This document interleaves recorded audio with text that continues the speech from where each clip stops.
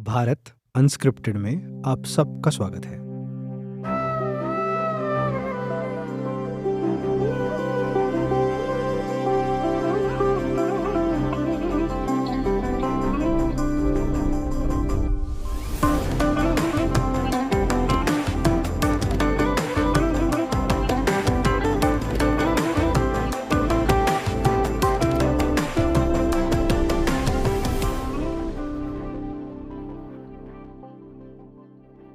हमारी हर कहानी में किसी बड़े इवेंट के पीछे हमेशा ऋषि होते हैं। वो भगवान राम को शस्त्र सिखाने में हो या फिर दधीची जैसे, जिन्होंने वेदों में अपना योगदान दिया। मैं जब भी ऋषियों के बारे में पढ़ता हूं, मुझे लगता है ऋषि मतलब उस समय के अपने अपने विषयों के पीएचडी स्कॉलर्स या रिसर्चर्स। कोई मेडिसिन, कोई लिटरेचर, कोई इकोनॉमिक्स, कोई पॉलिटिक्स और कोई वॉरफेयर। जैसे आज के पीएचडी स्कॉलर्स और रिसर्चर्स हमारे नॉलेज की बाउंड्रीज पुश करते हैं, वैसे उस समय शायद ये काम ऋषि करते थे। कभी अपने एक्सपेरिमेंट से, कभी अपने नॉलेज से, कभी अपनी स्किल से। अगर आपको वज्र वाली कहानी याद हो, तो इंद्र के लिए वज्र बनाने का काम ऐसे ही एक ऋषि ने किया था। पर वो कोई साधारण ऋषि नहीं थे और उन्होंने सिर्फ वज्र नहीं बनाया, वो एक इनोवेटिव इंजीनियर थे। हमें जितने डिवाइन वेपन्स पता है, वो मोस्टली उन्होंने ही बनाए हैं। और जो पुरातन काल के फेमस शहर है, वो भी उन्होंने ही। ये है ऋषि विश्वकर्मा। पर इससे पहले कि हम उनकी सारी अचीवमेंट समझे, पता करते हैं विश्वकर्मा ने विष्णु को उनका वेपन कैसे बना कर दिया। एक समय था जैसे वृत्र ने पानी का बहाव रोक रखा था और देवों और असुरों के बीच एक युद्ध हुआ था, which then led to दधीची's sacrifice and the creation of वज्र। बस वैसे ही एक और युद्ध देवों और असुरों के बीच, जिसमें इस बार भी देव हार रहे थे। देव इस बार भी चिंता में ही थे। वो कुछ भी करके असुरों को हरा नहीं पा रहे थे। इस स्टोरी में भी वो मदद मांगने पहुंचे भगवान विष्णु के पास। पर इस बार विष्णु भगवान के पास कोई आइडिया नहीं था। युद्ध की सारी स्थिति सुनकर, जानकर वो खुद भी चिंता में आ गए। इस युद्ध में असुर सच में देवों पर भारी पड़ रहे थे और विष्णु भगवान को लगा कि वो भी कुछ नहीं कर सकते। पर विष्णु यूनिवर्स के प्रिजर्वर है, प्रोटेक्टर है। वो ऐसा कैसे होने देते? सो टू सीक असिस्टेंस वो पहुंचे भगवान शिव के पास। जब विष्णु कैलाश पर्वत पहुंचे, उन्होंने देखा शंकर भगवान तपस्या में मग्न थे।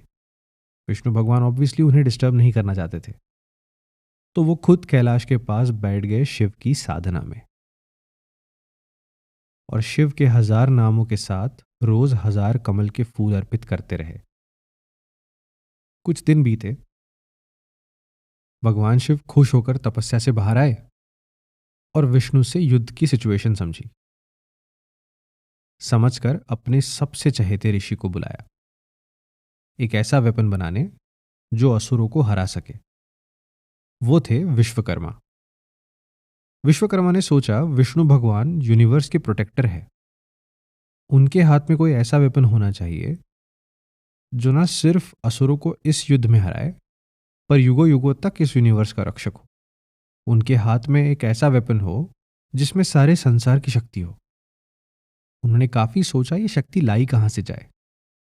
वो शक्ति होनी चाहिए थी किसी बहुत पावरफुल स्टार की। तो उन्होंने सूर्य भगवान को याद किया और सन की ब्लेजिंग एनर्जी, वेदों के पावरफुल मंत्र और प्रिसाइज इंजीनियरिंग यूज करके 108 नुकीले एजेस वाला एक चक्र बनाया, जो जब घूमे तो हर असुर को डिस्ट्रॉय करे। और सिर्फ असुर ही नहीं, पूरा समय ही उससे घूम जाए। ये चक्र हमें पता है, सुदर्शन चक्र। इस वेपन से विष्णु ने असुरों को तो हरा ही दिया, पर फिर यह बन गया खुद एक व्हील ऑफ टाइम, एक काल चक्र। इसीलिए सारे युग यानी टाइम रिटर्न्स टू भगवान विष्णु, एक चक्र की तरह।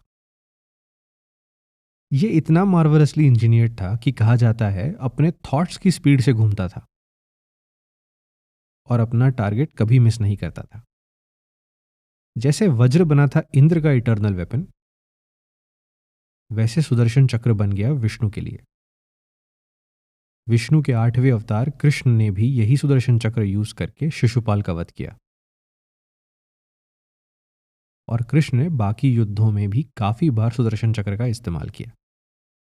पर वज्र और सुदर्शन चक्र विश्वकर्मा के पोर्टफोलियो की सिर्फ शुरुआत है। हर डिवाइन वेपन, हर एंशिएंट सिटी बनी है विश्वकर्मा के हाथ। ऐसे ही जब एक दिन भगवान शंकर को जरूरत थी एक वेपन की, तब विश्वकर्मा ने उनके लिए त्रिशूल बनाया। वो त्रिशूल आज भगवान शिव के साथ सिनोनिमस है। भगवान राम जब विश्वामित्र के साथ मिथिला पहुंचे, तो हम जानते हैं उन्होंने राजा जनक की सभा में एक शिव धनुष तोड़ा था।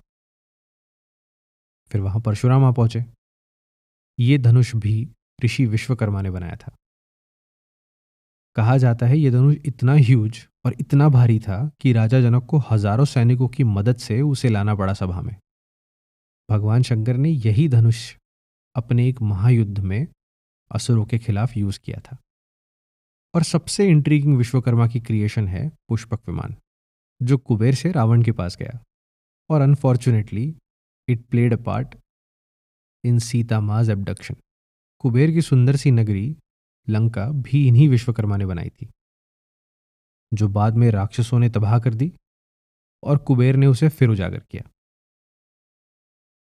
इंद्रदेव का कैपिटल शहर अमरावती भी इन्हीं विश्वकर्मा ने बनाया था। ये ऋषि विश्वकर्मा हमें एक बहुत यूनिक कॉम्बिनेशन दिखाते हैं। उनके क्रिएशंस इंजीनियरिंग जीनियस के साथ साथ धार्मिक शक्ति भी दिखाते हैं। सुदर्शन चक्र वेल इंजीनियर्ड तो है, पर उसमें वेदों के मंत्र की शक्ति भी है। वज्र थंडरबोल्ट जैसे प्रहार तो करता है ही, पर उसमें एक महातपस्वी ऋषि दधीची की हड्डियों का सामर्थ्य है। द फॉर्चुनेट थिंग इज, हम और हमारा ये देश इन ऋषि को अभी तक भूला नहीं है। इनकी याद में हर साल सितंबर महीने के आसपास उनकी जयंती में विश्वकर्मा पूजा मनाई जाती है। आजकल के इंजीनियर्स, फैक्ट्री वर्कर्स, सोनार, लोहार स्पेशली इस दिन उनकी पूजा करते हैं। After all, he is the first engineer and that too a divine one. शायद हमने हमारे सारे काम ऐसे ही करने चाहिए। इनोवेशन, इंजीनियरिंग विथ अ धार्मिक टच। अगली कहानी में जल्द मिलते हैं।